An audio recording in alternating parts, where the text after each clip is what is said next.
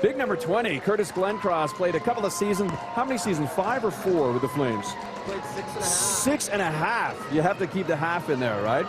We just saw a goal on television. These are 9 and 10-year-old boys and girls. How big of a thrill do you think that is to see that on TV for them? You know what? That's every kid dreams playing on TV and that kind of stuff. And you know, to be out here and have you guys here live on location, it's pretty neat for them, that's for sure. And it's something for these kids. It's fun for them at this age, 9 years old, and that kind of stuff out here playing. And like I said, they're on TV right now.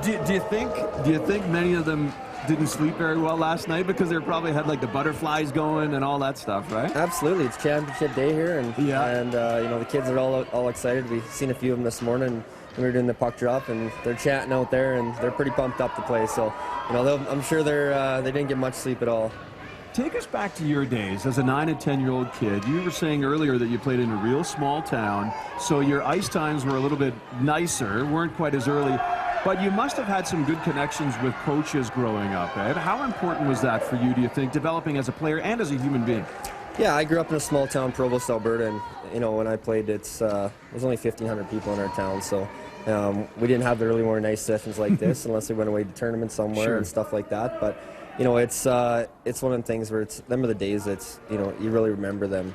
You know, for me, you know, we were talking about these kids and talking about pregame meals and stuff like that. And, you know, for me growing up in a small town, it wasn't that strict back then. It was kind of just do what you want. And I remember, you know, through my minor hockey back in the day, and we'd go snowmobiling all day and then go out and play hockey at night and that kind of stuff. So, you know, it's definitely a little bit different for these kids. And you know, it's nowadays it seems like, you know, they're growing them from 9 years old to, you know, try to make it to the NHL and play hockey. So we were chatting with you in the commercial before you dropped the puck for us in game number 2 this morning, and you were saying that you're a retired player, but you're saying you're a lot busier than you expected right now. What do you think's going on? Why do you think you're so busy? You know what?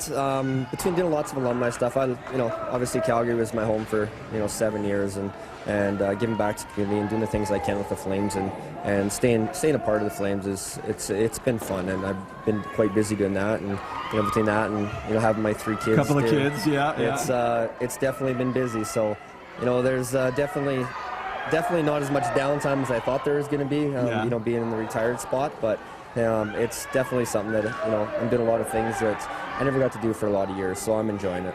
Well, thank you, Curtis Glencross. We really appreciate your time this morning. It is 7:45. It's time for What You Need to Know.